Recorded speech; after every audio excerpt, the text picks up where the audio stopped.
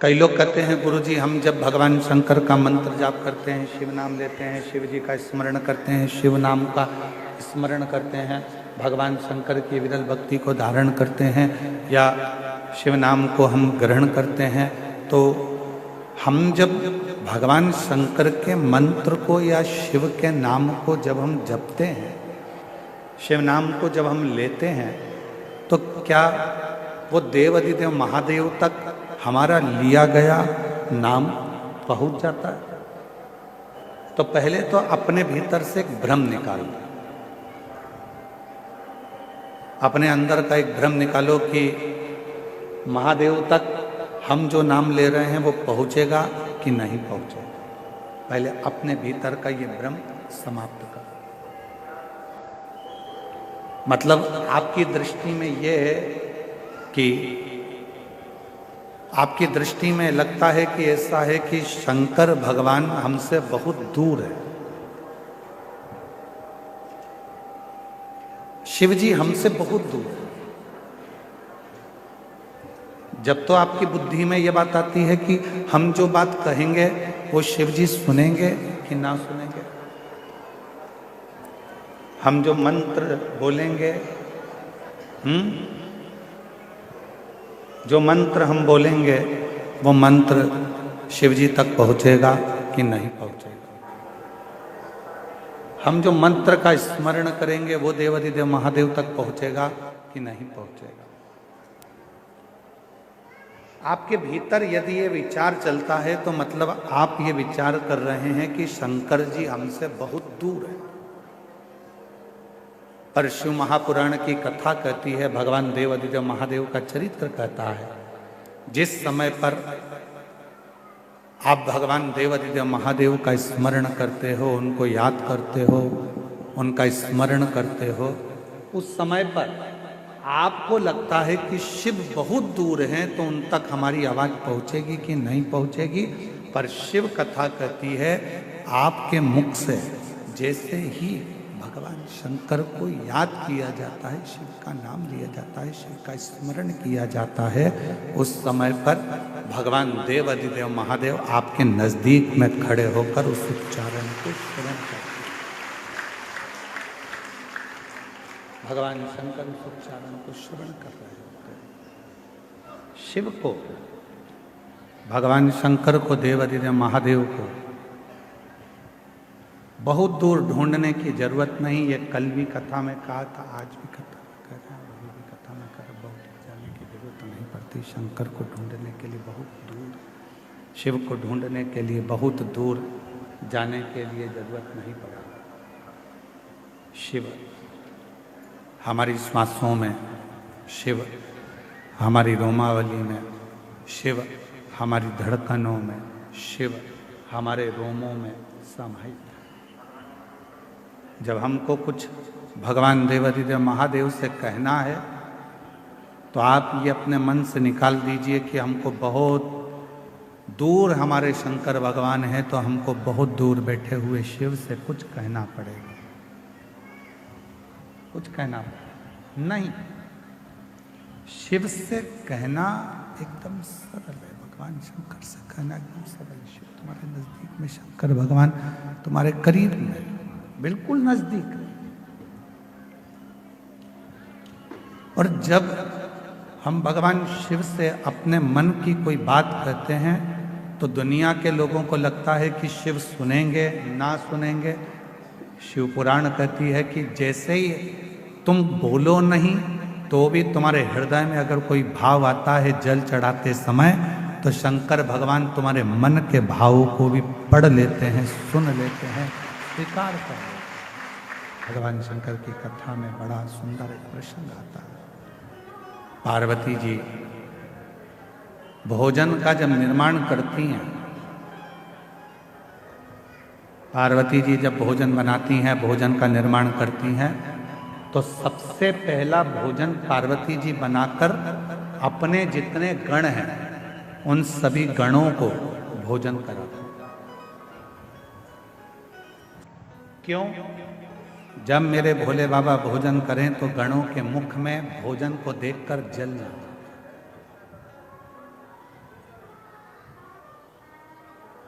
पानी ना।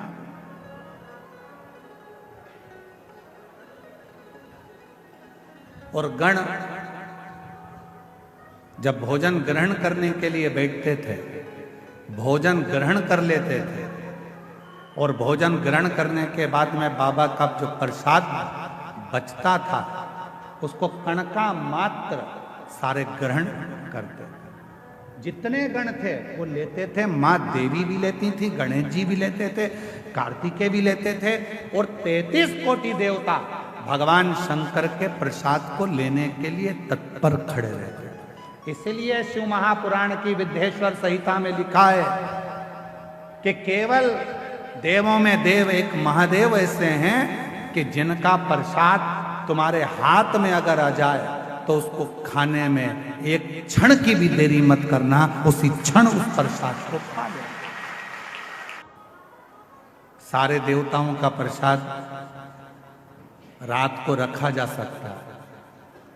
सत्यनारायण भगवान की कथा हुई, उसका प्रसाद 2-3 दिन रख लोगे चल जाएगा। देवी जी का कोई अनुष्ठान हुआ, उसका प्रसाद 2-4 दिन रखोगे चल जाएगा। नारायण भगवान का अनुष्ठान हुआ, उसका प्रसाद 2-4 दिन रखोगे चल जाएगा। राम जी का कोई उत्सव मनाया, प्रसाद 2-4 दिन रखोगे चल जाएगा। भगवान कृष्ण का प्रसाद 2-4-8 दिन तक रखोगे चल जाएगा। पर शंकर भगवान का प्रसाद चाहे पशुपति व्रत का हो, 16 सोमवार व्रत का हो, संकट सोमवार व्रत का हो, चाहे प्रदोष व्रत का हो, सोमवारी व्रत का हो, चाहे अष्टमी सोमवारी व्रत का हो, शिव जी का प्रसाद पूरी रात नहीं रखा था। रात के पहले, मध्य रात्रि आने से पहले उस प्रसाद को पूरा समाप्त करना पड़ता। और आप में से कई माताएं ऐसी होंगी जिन्होंने 16 सोमवार का व्रत करा होगा। कितनी माताएं, जरा हाथ उठाओ, 16 सोमवार करी हुई? रखो रखो। आप लोगों को तो मालूम होगा ना कि 16 सोमवार का जब उद्यापन करती हो, जो प्रसाद बनता है उसको रात भर नहीं रखते। उसी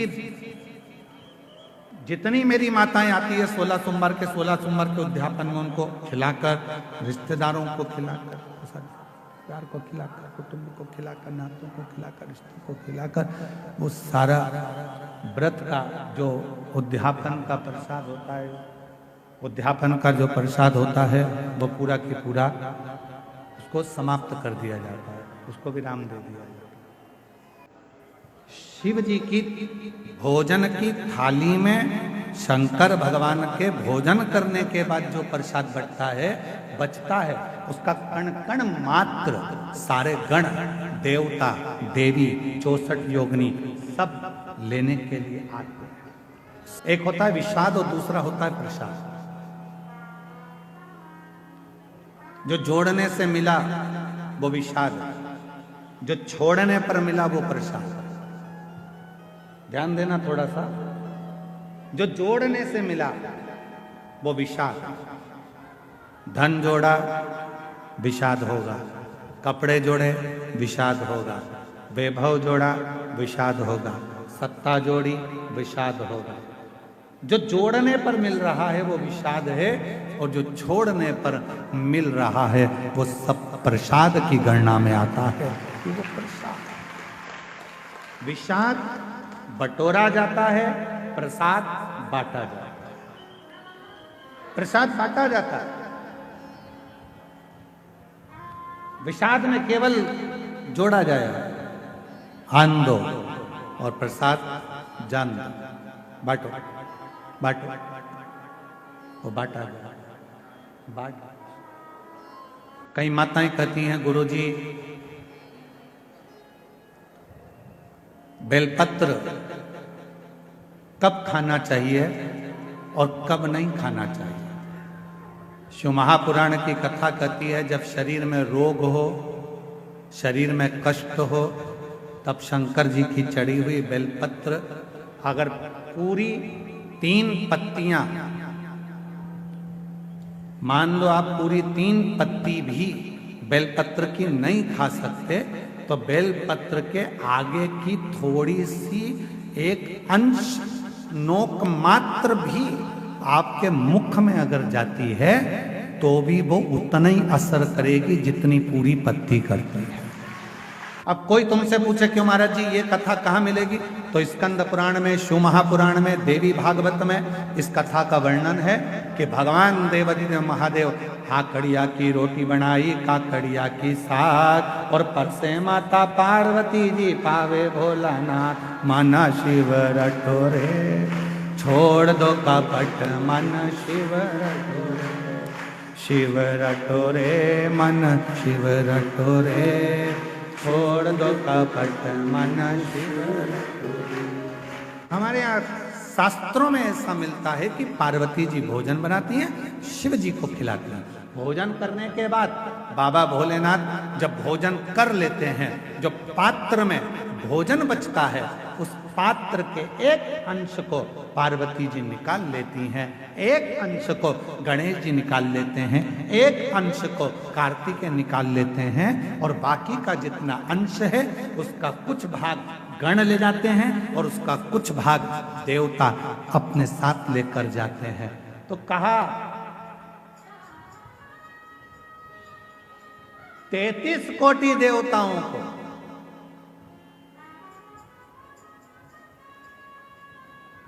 भोजन की थाली का कितना भाग मिलता था,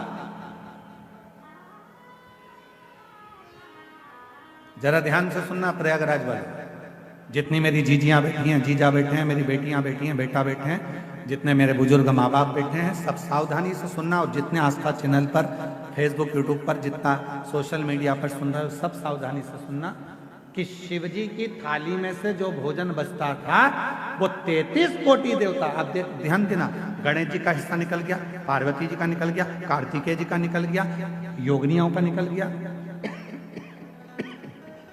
गणों का निकल गया, उसके बाद में देवताओं का हिस्सा। आखिर वो देवताओं के हिस्से में से 33 कोटि देवताओं को उस भोजन में से मिलता कितना भोजन मिलता होगा, वो प्रश्न।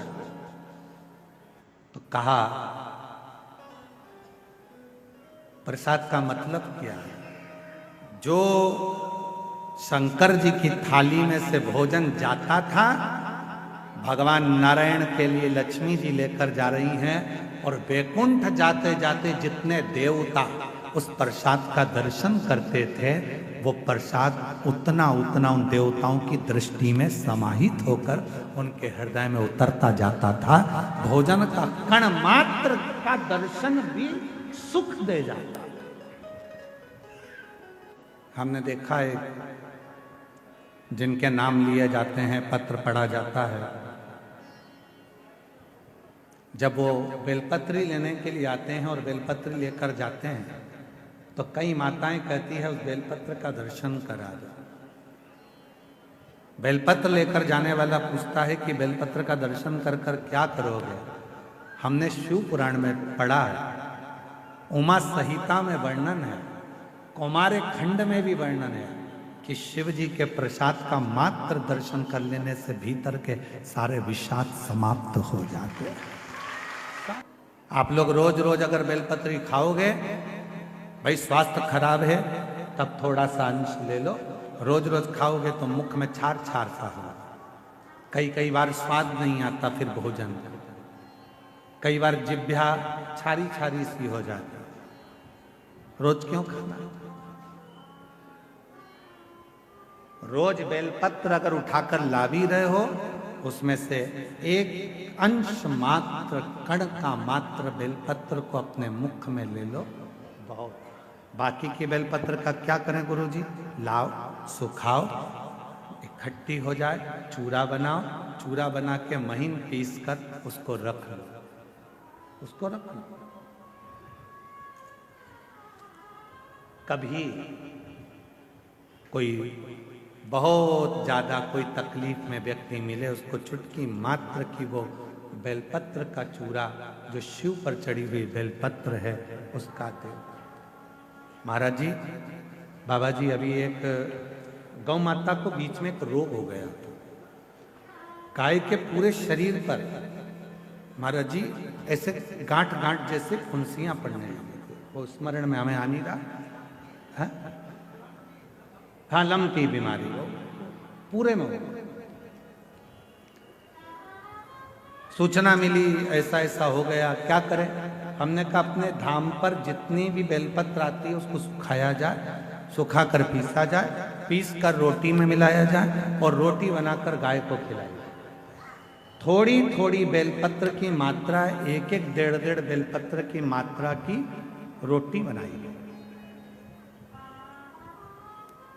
डाला कितना? केवल एक बेलपत्र का आधा अंश उस रोटी में डाल डालकर जब गाय को दिया तो वो लंपी की जो बीमारी थी वो धीरे धीरे धीरे धीरे समाप्त हो। ऐसा नहीं कि बेलपत्र पूरी मिली है तो हमको पूरी ही खाना है, ले जाओ थोड़ी थोड़ी घर में सबको दे दो, बाकी के संभाल के रखो। कोई जीव को, कोई व्यक्ति को जरूरत पड़े उस समय पर वो पानी से उसको थोड़ी सी डाली और निकल गए। और बीमारी हो तब जरूर उसकी बेलपत्र का थोड़ा सा भाग शिव पे चढ़ा हुआ अवश्य।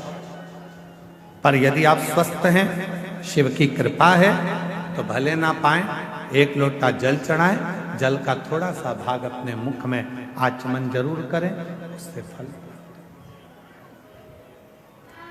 एक माता यहां बैठी है जिसको डॉक्टर ने मना कर दिया था कि तुम मां नहीं बन सकती।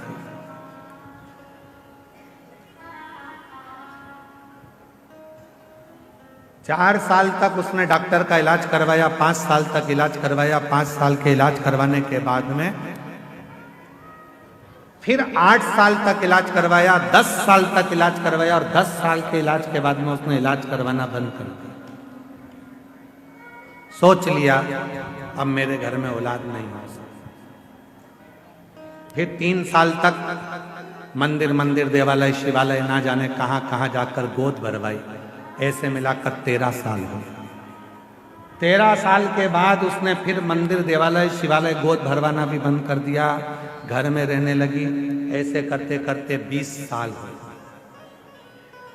20 साल होने के बाद में 21 साल हो गए, 21 साल के बाद 22 साल हो गए और 22 साल के बाद उसने किसी ने एक क्लिप भेज दी मोबाइल पर कि सफेद आंकड़े की जड़ तुमरुका जी का नाम लेकर शिव जी के ऊपर 21 बार घुमाकर नंदी के पास खड़े होकर कमर में बांध ली जाए तो बाबा की कृपा से औलाद जरूर होती है।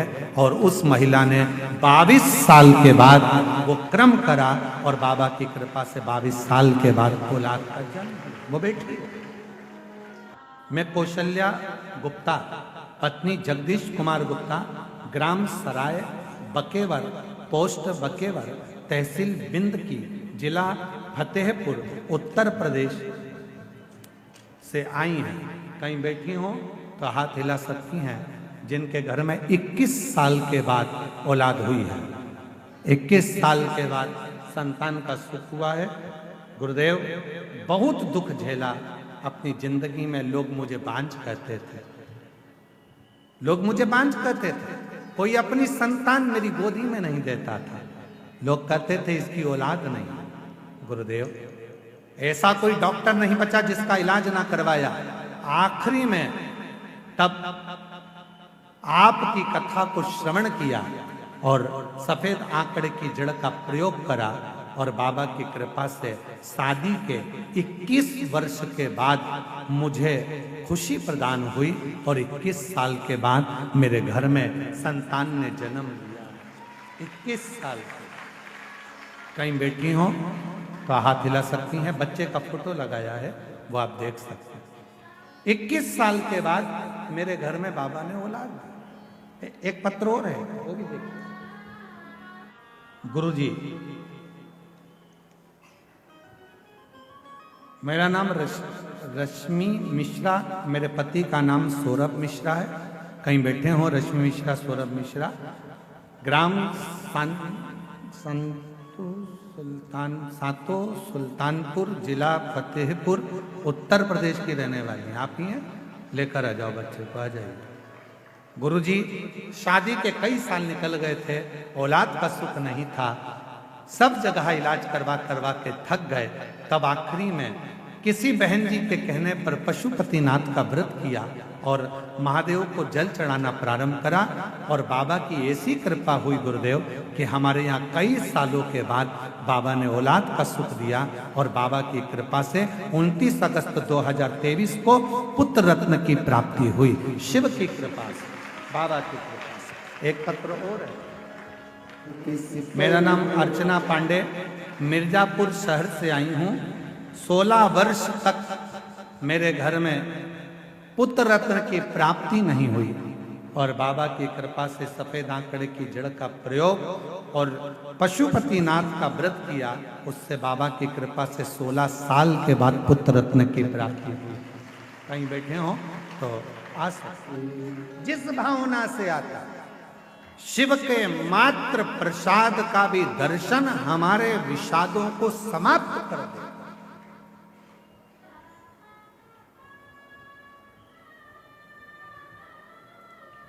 फूल की माला पहनोगे,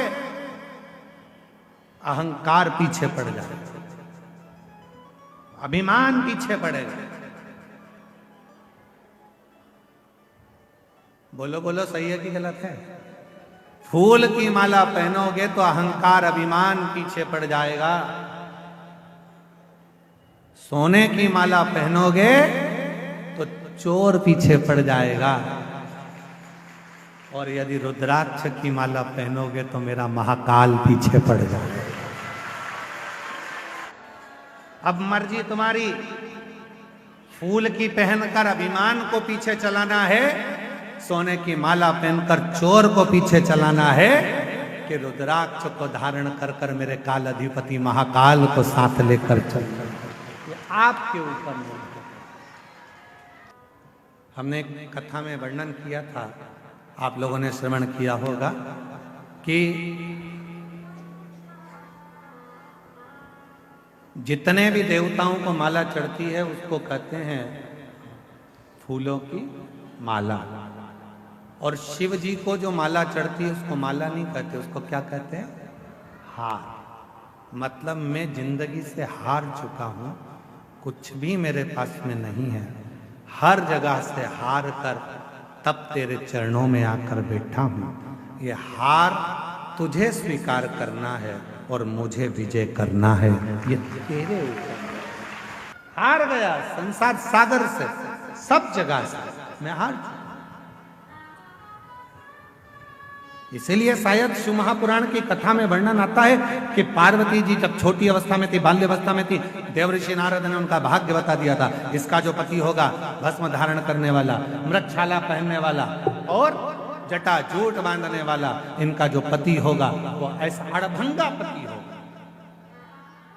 विचार कर लिया था, मैं अपनी बेटी का विवाह नहीं करूंगा,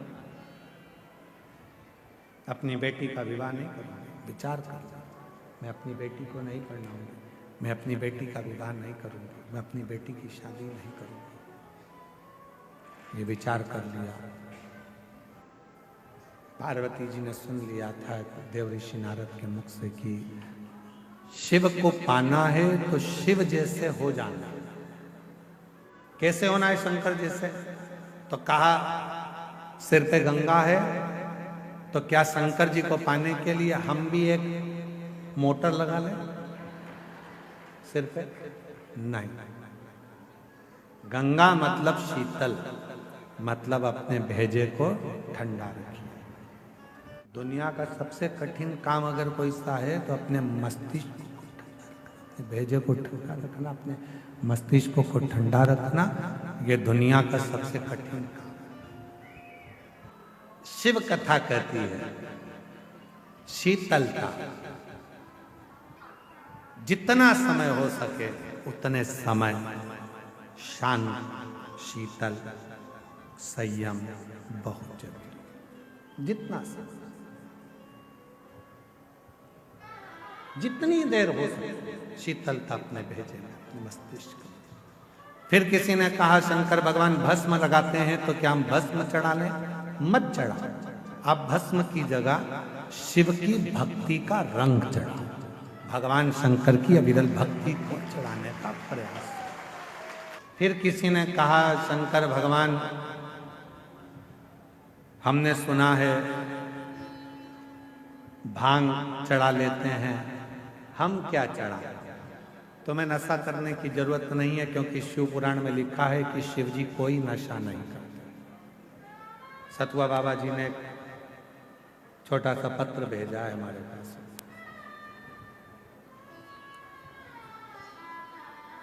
और नीचे लिखा आपका सतुआ बाबा। हम आपको और किसी का होने भी नहीं देंगे, हम काहे टेंशन में लेते। गुरु जी, आज के समय में नए नए बच्चे, नए नए बेटा बेटी नशे में बहुत ज्यादा लिप्त होते चले जा रहे हैं। मेरा एक आह्वान इस व्यासपीठ से है सतुआ बाबा जी का कि कैसे भी अपने बच्चों को नशे से दूर रखो, नशा मुक्त हो, और हमारा एक एक नवयुवक, एक एक युवान बहन भाई नशे की लत को छोड़कर परमात्मा के भजन की, भक्ति की और अपने कर्म को करने की, अपने कर्म को करने की, एक लक्ष्य पाने का एक नशा होता है, लक्ष्य पाने का। सीए बनना है, भेजे में रख लो उसको कि मुझे सीए बनना है, मतलब मेरे अंदर एक नशा चढ़ गया सीए बनने का, बनकर रहूंगा। जैसे नशे वाले व्यक्ति के अंदर एक तलब उत्पन्न होती है पीने की, खाने की, ऐसी ही एक तलब तुम्हें मंजिल तक पहुंचने की होना चाहिए कि मुझे वो कर। एक पत्र अच्छा है, पहले उसको सुनो, बहुत अच्छा पत्र। कानपुर से सोनिया साहनी, कहीं बैठी हो, कानपुर से है सोनिया साहनी, अगर कहीं बैठी हो तो हाथ आप ही हैं, आ जाइए, आ जाओ, एक बेलपत्र ले जाना। कानपुर से सोनिया साहनी, मेरा मोबाइल नंबर ये है। एक लोटे जल सारी समस्या के हल, महत्व यह कि भोले बाबा की से हमने 2022 में आपकी कथा सुन रहे। कानपुर निवासी मेरे बेटे ने सीए की परीक्षा देते देते हार चुका था। बेटे ने इतनी बार सीए की परीक्षा दी, आखिरी में वह हार चुका था। बच्चे को बाबा पर विश्वास हो गया और मैंने भी पशुपति नाथ का 5 बार व्रत रखा। अपने बेटे से कहा कि तू भी व्रत कर, मैं भी कर। और सियोर वाला बाबा कहता है कि अपनी पढ़ाई को 4 गुना बढ़ा। इतनी मेहनत कर रात दिन कि अब की बार तुझे सीए बनना ही है। और बाबा की ऐसी कृपा हो गई गुरुदेव कि मेरे बेटे ने सीए के लिए जो एग्जाम दिया आपके कहने पर, आज मेरा बेटा सीए बन गया। मैं बाबा को धन्यवाद देता हूँ। बाबा, एक बात और कहना चाहती हूँ, मेरे बड़े बेटे ने जितनी मेहनत करी और आखिरी में सीए बन गया, तो मेरा छोटा बेटा उसको देखकर बोला, भैया जब तू पढ़ाई कर कर, शिवजी पे 1 लोटा जल चढ़ाकर, पशुपति व्रत कर कर तू सीए बन सकता है, तो मैं भी कुछ ना कुछ कर सकता हूँ। और मेरे बेटे ने एमबीए की परीक्षा देना प्रारंभ करी और बाबा की कृपा से आज वो भी क्लियर होकर अच्छी उस पे लग गए। मैं बाबा को यहाँ धन्यवाद देने के लिए आई हूँ कि शिव जी की कृपा से ये सब कुछ मिला है। सतुआ बाबा जी को धन्यवाद देती हूँ, उनके माध्यम से आपकी कम से कम उत्तर प्रदेश में कथा तो हो जाती है। हम लोग तरसते हैं कथा। तो ये शिव कथा। एक पत्र और है, बड़ा सुंदर है। मेरा नाम कृष्ण मिश्रा, महादेव के चरणों को नमन करती हूँ। देव 2021 से शिव पुराण की कथा टीवी पर, मोबाइल पर सुनती हूँ। कहीं बैठी हो तो हाथ हिला सकती हैं। कृष्ण मिश्रा, महादेव की कथा, इसमें नाम है कृष्ण मिश्रा, तिलहर जिला शाहजहाँपुर उत्तर प्रदेश से हैं। कहीं बैठी हो तो हाथ हिला सकती हैं और आ सकती हैं। गुरुदेव, मोबाइल पर कथा सुनती थी। मेरा बेटा बहुत मेहनत कर रहा था पर सरकारी नौकरी नहीं लग पा रही थी। आखिरी में मैंने बेटे से पशुपति नाथ के व्रत का किया, खूब मेहनत करी, रात दिन एक करा, और बाबा की कृपा से आज मेरे बेटे ने नौकरी के लिए जो अप्लाई करा था 2025 में, मेरे बेटे की नौकरी यूपी पुलिस में लग गई है। मैं बाबा को यहाँ प्रणाम करने के लिए आई हूँ। अगला पत्र है अर्चना, फतेहपुर उत्तर प्रदेश से, एक छोटे से शहर राधानगर की निवासी हूँ। कहीं बैठी हो तो हाथ हिला सकती हैं और बेलपत्र लेने के लिए आ सकती हैं। गुरुजी 2021 से आपकी कथा सुन रही हूँ। सबसे पहली कथा मैंने बनारस में उत्तर प्रदेश में सुनी थी, गढ़वधारा में, और दोनों बेटियां तथा पति के साथ गई थी। मेरी बड़ी बेटी का नाम गोल्डी है। पंडित जी, मेरे दोनों बेटियां कंपटीशन एग्जाम की तैयारी कर रही थी पर वो निकलती नहीं थी। तब मेरी बड़ी बेटी ने एसएससी जीडी का एग्जाम दिया और बाबा की कृपा से एक बार कथा सुनी और बाबा से विनय कर कर मेहनत कर कर आज मेरी बेटी उसमें निकल गई। और दूसरी बेटी ने भी फिर वापिस एसएससी जीडी का एग्जाम दिया और बाबा की कृपा से वो भी क्लियर कर लिया। आज मैं बाबा को यहाँ धन्यवाद देने के लिए आई हूँ, बाबा को प्रणाम करने के लिए। ये शिव तत्व, ये भगवान शंकर की अविरल भक्ति, विश्वास जब दृढ़ होता है। पार्वती मैया का जब जन्म हुआ, प्रकट देव ऋषि नारद ने उनका भाग्य बताया और भाग्य बताकर कहा कि इसके तो भाग्य में ये सब लिखा हुआ। पार्वती जी ने विचार कर लिया कि मैं शिव को अपना बनाऊंगी, मैं भगवान शंकर को अपना बनाऊंगी। पार्वती जी शिव भक्ति में डूबी। शंकर को अपना बनाने के लिए पार्वती जी शिव जैसी तप करा, साधना करी, भक्ति करी। एक समय ऐसा आ गया कि पार्वती जी की उम्र 4 वर्ष की थी। थोड़ा ध्यान से सुनना, 4 वर्ष की पार्वती जी की उम्र थी।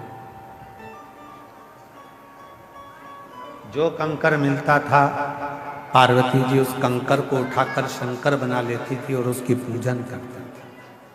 केवल सियोर वाला महाराज नहीं कहता कि कंकर शंकर है।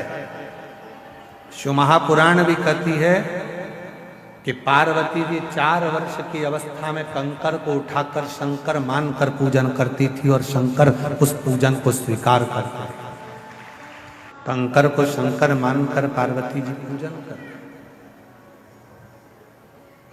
और आपसे भी क्या कहा, एक ही निवेदन व्यासपीठ बार बार करती है, जहां बैठे हो वहीं बैठकर भूमि के कण कण को शिव मानकर जब आप अपने दिल की बात शिव से कहकर उस रज को अपने हृदय से या मस्तक से लगाते हो तो वो कंकर, वो कण कण शंकर बन जाता है और तुम्हारे हृदय की बात स्वीकार कर लेता है। 4 वर्ष की अवस्था, कंकर को शंकर मानकर। एक बार हिमालय राजा मां पार्वती जी को लेकर मैनावती के साथ एक सभा में पहुंचे थे, जिस सभा में भगवान नारायण भी बैठे थे, ब्रह्मा भी बैठे थे, इंद्र भी बैठे थे, गरुण भी बैठे थे, वरुण भी बैठे थे। सारे देवता उस सभा में बैठे हैं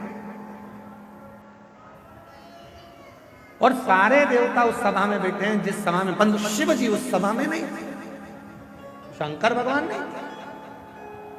4 वर्ष की पार्वती जी को लेकर भगवान हिमालय राज मैनावती के साथ उस सभा में पहुंचे जिसमें नदियां, तालाब, बावड़ी, कुएं, सरोवर सब उस सभा में बैठे हुए। सबका ध्यान मां पार्वती जी की ओर है।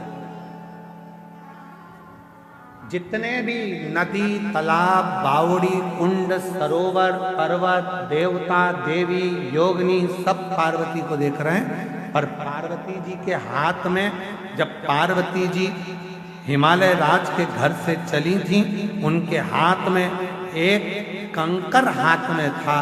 पार्वती जी का ध्यान केवल उस कंकर रूपी शंकर पर था। सब पार्वती को देख रहे हैं, माँ जगत जननी को देख रहे हैं, पर पार्वती जी किसी को नहीं देख रही हैं। पार्वती जी केवल उस कंकर शंकर को देख रहे हैं, केवल कंकर शंकर।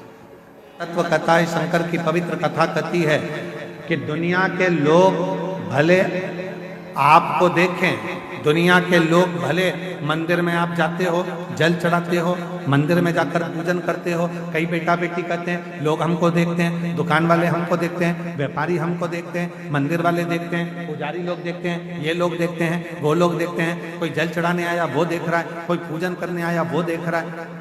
कोई भी तुमको देखे, शिव पुराण कथा कहती है, पर तुम्हें देखना है तो केवल देवादिदेव महादेव को देखना है और शंकर में अपनी प्रीत को जोड़ना।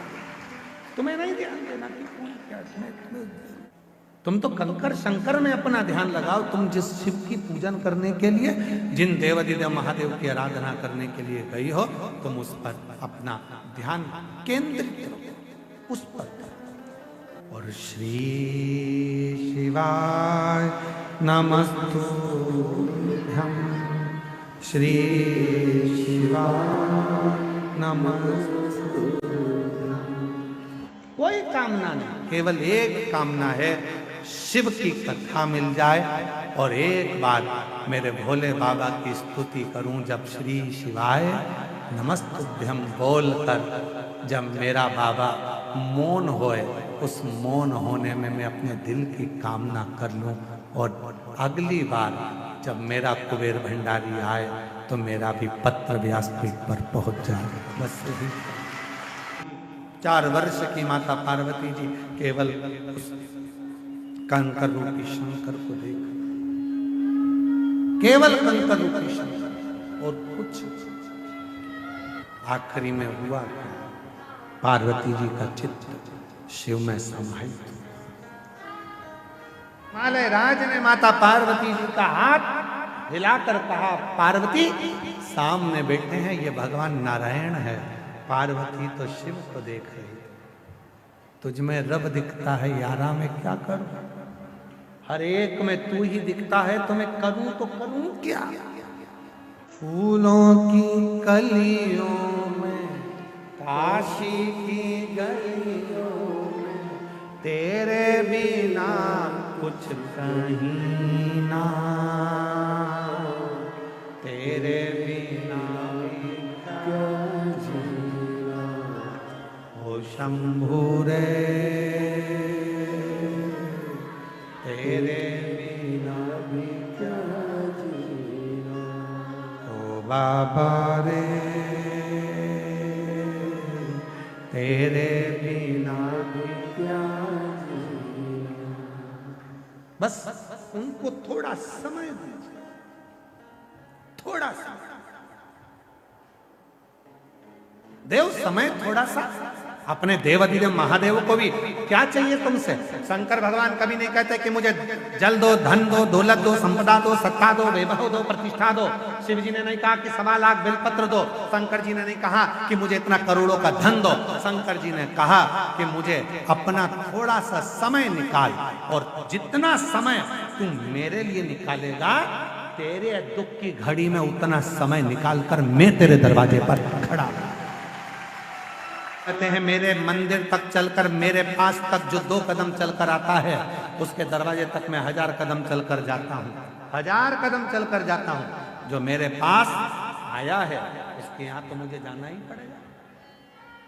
भगवान शंकर की भक्ति करने के लिए जब पहुंचे, शिव स्मरण करने के लिए जब पहुंचे, शिव नाम जपने के लिए जब शिवालय में जाए, शिव के मंदिर में, तब तुम्हारा ध्यान एकाग्र चित्त होना चाहिए। शिव की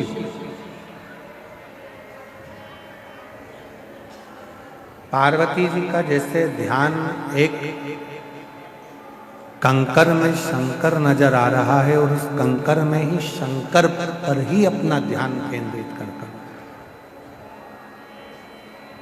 ऐसा ही ध्यान अपना केंद्रित रखो शंकर भगवान की अभिधन भक्ति, शिव की भक्ति।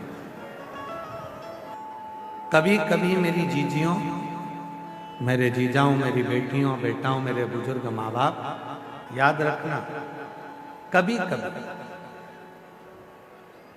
तुम्हारे घर में जो शंकर जी विराजमान है, तुम्हारे घर में जो शंकर जी का शिवलिंग है, तुम्हारे घर में जो शंकर भगवान का शिवलिंग विराज रहा है, कभी कभी उस शिवलिंग में भी तुम्हें भगवान शंकर के चेहरे नजर आने लगता है। कभी कभी ये पूर्ण परीक्षाएं जब तुम पास कर लेते हो, पूर्ण परीक्षा, जब संपूर्ण परीक्षा तुम्हारी पास हो जाती है, संपूर्ण परीक्षाएं आप पास कर लेते हैं, तब आखिरी में तुम्हें वो शंकर भगवान के प्रतिबिंब में, शंकर भगवान के शिवलिंग में, तब आखिरी में तुम्हें शिव का स्वरूप दिखने लगता है। चोर को चोर नजर आता है, साहूकार को साहूकार नजर आता है, सेठ को सब सेठ नजर आता है, भक्त को सब भक्त नजर आता है।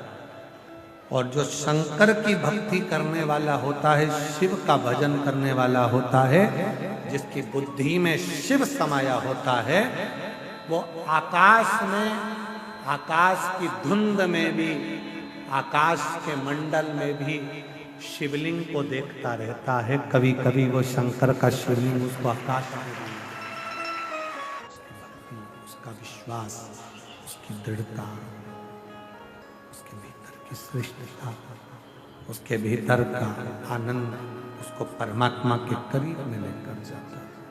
परमात्मा और केवल एक पार्वती जी ऐसी नहीं है कि जिनको कंकर में शिव दिख रहे हैं, आकाश में शिव दिख रहे हैं, वृक्ष में शिव दिख रहे हैं, पत्तों में शिव दिख रहे हैं, पाषाण में शिव दिख रहे हैं। आप में से जितने माघ मेले के इस पंडाल में बैठे हुए हो, जितने भी आस्था चैनल पर या सोशल मीडिया पर कथा सुन रहे हो, आप में भी कुछ मेरी जीजियां, कुछ मेरे जीजा, कुछ मेरी बेटियां, कुछ मेरे बेटा ऐसे हैं जिनको चलते फिरते भी कहीं ना कहीं ओटले पर, कहीं स्थान पर, कहीं आकाश में लेटा हुआ है और एक शंकर के शिवलिंग की आकृति भी उसको नजर आने लगती है। वृक्ष के कोई पत्ता मिलता है, कोई पत्ता उसको प्राप्त होता है, उस पत्ते में भी जो पत्र उसे मिला, कोई पत्ता उसे मिला तो उस पत्ते में भी उसको शिवलिंग दिखता है।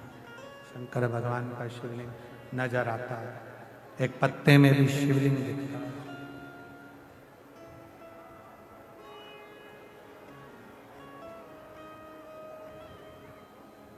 वो रोग शिव का लग गया, वो रोग।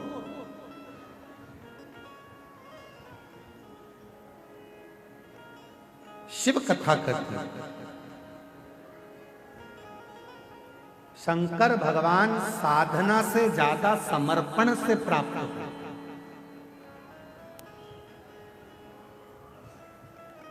जितना मेरे भगवान शंकर पूजा से प्रसन्न नहीं होते, जितना शंकर भगवान मेरे तप से प्रसन्न नहीं होते,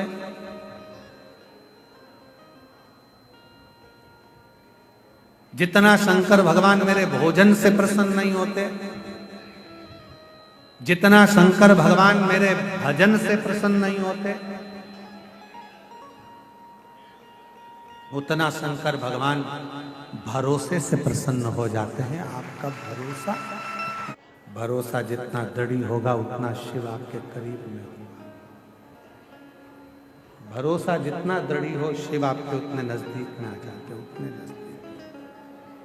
कुछ मत करो, जल भी नहीं चढ़ा सकते मत चढ़ाओ, बेलपत्री नहीं चढ़ा सकते मत चढ़ाओ, धतूरा नहीं चढ़ा सकते मत चढ़ाओ, मंदिर नहीं जा सकते मत जाओ, पर उसके भरोसे तो रहो।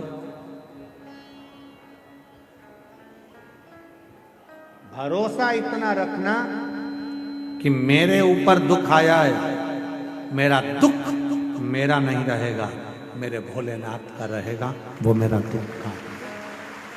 भरोसा इतना।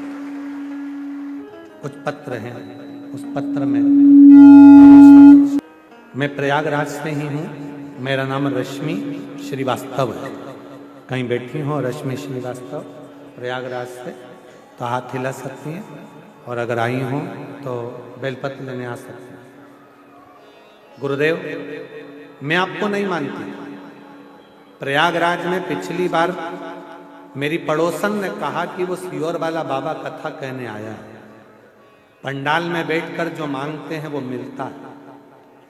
मैं तो केवल आपका पंडाल देखने के लिए आई थी, पर मैंने सुना कि यहाँ जो मांगो वो मिलता है, तो बैठ गई कथा के पंडाल में, और वहां की मिट्टी को आपने कहा था प्रणाम कर कर बोल कर जाना क्या चाहिए, और मैंने अपने बेटे के लिए सरकारी नौकरी मांगी थी। बाबा सत्य कहती हूँ आप पर मेरा भरोसा नहीं था, पर आज छाती ठोक कर कहती हूँ 1 साल भी नहीं होने दिया, बाबा ने मेरे बेटे की रेलवे में सरकारी नौकरी दी। कहीं बैठी हूँ प्रयागराज से हूँ, मेरा नाम रश्मि श्रीवास्तव है, मेरे पति का नाम जगन श्रीवास्तव है, मेरे 2 बच्चे हैं, एक बेटा एक बेटी। आज बाबा की कृपा से बाबा ने मेरे बेटे की सरकारी नौकरी रेलवे में लगा दी। किराए के मकान में रहती थी, सुना था कि आपके पंडाल की मिट्टी भी कमाल की होती है, ले गई थोड़ी सी, और आज खुद के मकान में रहती हूँ। 1 साल में बाबा ने मुझे किराए के मकान से भी बाहर निकाला। वो आप सीहोर वाले महाराज पर कभी भरोसा मत करना, बिल्कुल भी मत करना, बिल्कुल मत करो। आप सीहोर वाले महाराज पर भरोसा मत करो, पर सीहोर वाला महाराज जिस महादेव पर भरोसा करता है उस महादेव पर तुम भी भरोसा करो। वो खाली नहीं छोड़ सकते। एक पत्र लिखा है, मेरा नाम प्रियंका पांडे है, मैं ग्राम रामचंद्रपुर, पोस्ट कटरा, गुलाब सिंह जिला, प्रतापगढ़, उत्तर प्रदेश की निवासी हूँ। कहीं बैठी हूँ, हाथ हिला सकती हैं और आ सकती हैं, आ जाइए अगर कहीं बैठी। गुरुदेव, मेरी माँ लीला शुक्ला का स्वास्थ्य बिगड़ा, डॉक्टरों को बताया तो कहा इनके दोनों गुर्दा खराब हो गए हैं, उनके पास में आधे से 1 घंटे का समय है, अवस्था भी ऐसी है कि ठीक नहीं हो सकती। करा क्या जाए, केवल 1-2 घंटे का समय दिया।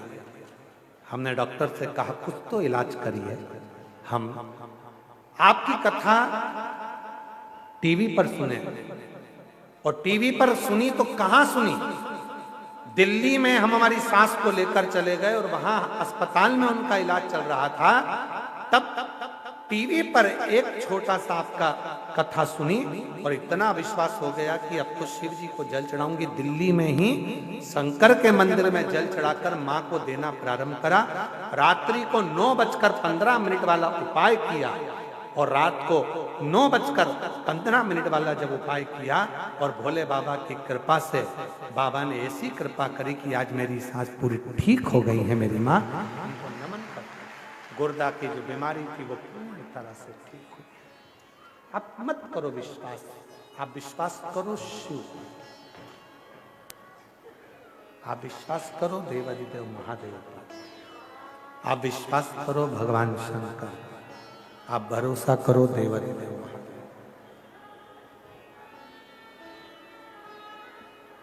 शिव पर वो देगा।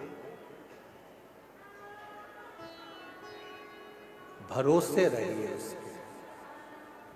भजन से भगवान शंकर प्रसन्न होंगे कि नहीं होंगे पता नहीं है, पूजन से भगवान शिव प्रसन्न होंगे कि नहीं होंगे पता नहीं है।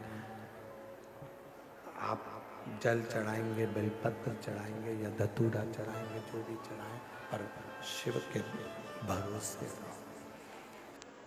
कितना सुंदर कहा है।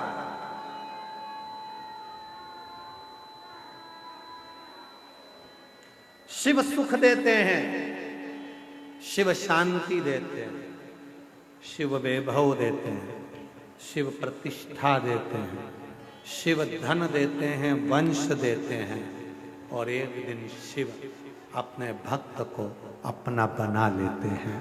वो पूजा से ज्यादा जरूरी है शिव पर भरोसा करना। जल चढ़ाने से भी ज्यादा जरूरी है शंकर पर भरोसा करना।